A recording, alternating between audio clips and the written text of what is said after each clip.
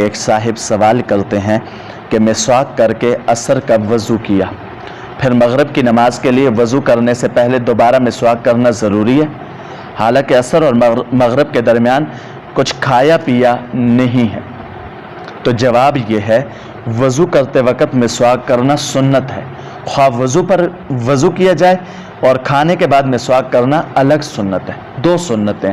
یعنی جب انسان وضو کرے، ایک آدمی کا وضو ہے، عصر کے وقت اس نے وضو کیا، مسواک بھی کیا، نماز پڑھ لی، اب مغرب کے وقت وہ پھر نماز پڑھنے کے لیے وضو کرنا چاہ رہا ہے، وضو اس کا ہے لیکن پھر وضو کرنا چاہ رہا ہے، تو اب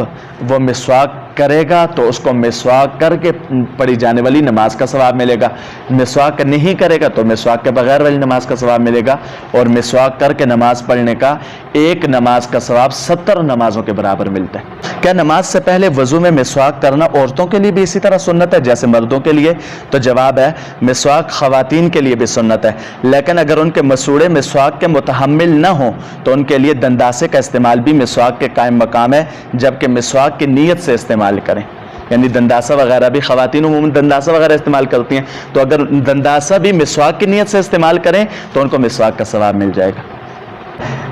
ایک صاحب نے سوال کیا، کیا برش اور ٹوتھ پیسٹ کے استعمال سے مسواک کا ثواب مل جاتا ہے جبکہ برش سے دانت اچھی طرح صاف ہو جاتے ہیں، یا پھر مخصوص مسواک کی سنت نبوی کی برکات سے فیض حاصل کرنے کے لیے استعمال کی جائے؟ تو جواب یہ ہے کہ بہتر تو یہی ہے کہ ادائے سنت کے لیے مسواک کا استعمال کیا جائے۔ برش استعمال کرنے سے بعض اہل علم کے نزدیک مسواک کی سنت ادا ہو جاتی ہے اور بعض کے نزدیک نہیں ہوتی، لیکن زیادہ بہتر یہی ہے کہ مسواک علیحدہ سے کی جائے۔ صاحب کا سوال ہے، وہ کہتے ہیں کہ اگر ایک شخص بوجہ مجبوری سر پر وگ کا استعمال کرتا ہے تو وہ شخص وضو کے دوران سر کا مسح وگ پر ہی کر سکتا ہے یا کہ اس کو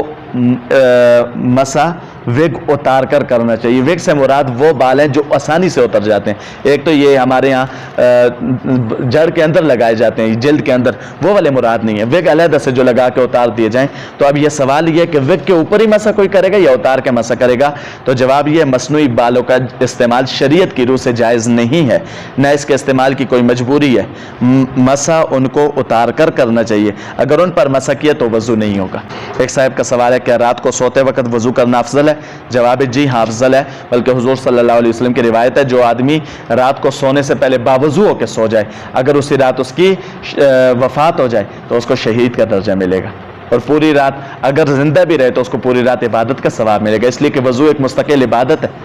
تو اس لیے اس کو عبادت کا ثواب ملے گا۔ ایک صاحب کا سوال ہے وضو کے ٹوٹنے کے متعلق، خون نکلنے کے متعلق، میرے ہاتھ پر زخم ہو گیا ہے اور اکثر خون کا قطرہ ٹپکتا رہتا ہے، بسا اوقات حالت نماز میں بھی خون گرنے کا اندیشہ ہوتا ہے، کیا اس کو ترک کیے بغیر مسح کی صورت میں نماز پڑھ لیا کروں یا جب قطرہ ٹپکے تو وضو تازہ کر لیا کروں؟ جواب دے کر ممنون فرمائے۔ جواب یہ ہے، یہاں پر دو مسئلے ہیں، ایک یہ کہ اگر زخم کو پانی لگنے سے نقصان پہنچتا ہے، یعنی آپ زخم کی جگہ کو دھونے کے بجائے اس پر پھر مسح کر لیں، یعنی زخم ہے اور آدمی اس کے اوپر پانی ڈالتا ہے تو زخم خراب ہوتا ہے، تو اب شریعت نے آسانی پیدا کی، اسلام تو ایک فطرتی دین ہے، اسلام کوئی جبری دین نہیں ہے کہ نہیں بھئی دھو ہی دو، اسلام کہتا ہے اس کے اوپر مسح کر لو، ہاتھ تر کر کے مسح کر لو، اگر پٹی وغیرہ بندی ہے تو پٹی کھولنے کی بھی ضرورت نہیں، پٹی کے اوپر بس یوں ہاتھ پھیر دو، مسح کر لو۔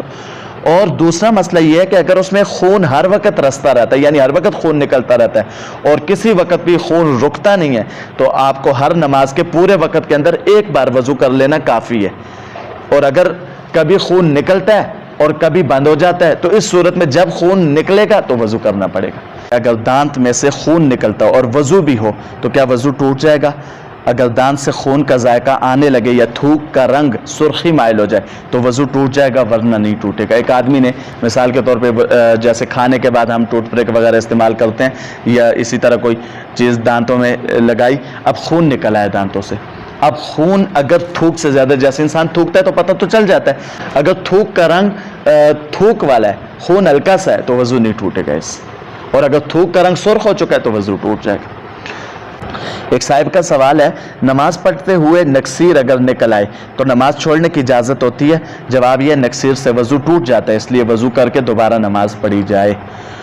ایک صاحب کا سوال ہے، وہ پانی جو آنکھ میں درد سے نکلے اس کا کیا حکم ہے، پاک ہے یا پلید ہے؟ جواب یہ، دکھتی ہوئی آنکھ سے جو پانی نکلتا ہے اس سے وضو نہیں ٹوٹتا، یعنی آنکھیں بعض اوقات دکھتی ہیں انسان کی، تو اگر دکھتی ہوئی آنکھ سے پانی نکلتا ہے اس سے وضو نہیں ٹوٹتا، البتہ اگر آنکھ میں کوئی پھوڑی وغیرہ ہے یعنی کوئی دانہ وغیرہ ہے اور اس سے پیپ نکلتی ہے تو اس صورت میں وضو ٹوٹ جائے گا. یعنی آنکھیں دکھتی ہیں تو اس سے پانی نکلتا ہے, اس سے وضو نہیں ٹوٹے گا. لیکن اگر کسی آدمی کے آنکھ میں کوئی دانہ وغیرہ ہے اور اس سے پیپ نکلی تو اس سے وضو ٹوٹ جائے گا. ایک صاحب کا سوال ہے, سونے سے وضو ٹوٹ جاتا ہے, کیا لیٹنے سے یا ٹیک لگا کر بیٹھنے سے بھی وضو ٹوٹ جاتا ہے؟ جواب یہ, اگر لیٹنے اور ٹیک لگا کر بیٹھنے سے نیند نہیں آئی تو وضو قائم ہے, لیکن اگر ٹیک لگا کر سو گیا تو نیند آ گئی اور سو گیا تو اب وضو ٹوٹ جائے گا. ٹیک لگا کے بیٹھا ہے, ٹیک لگا کے نہیں بیٹھا, جیسے میں بیٹھا ہوں اب ٹیک کوئی نہیں لگائی, ایسے مجھے نیند آ گئی اور ایسے میں بیٹھا رہا سویا رہا, اب اس سے وضو نہیں ٹوٹے گا.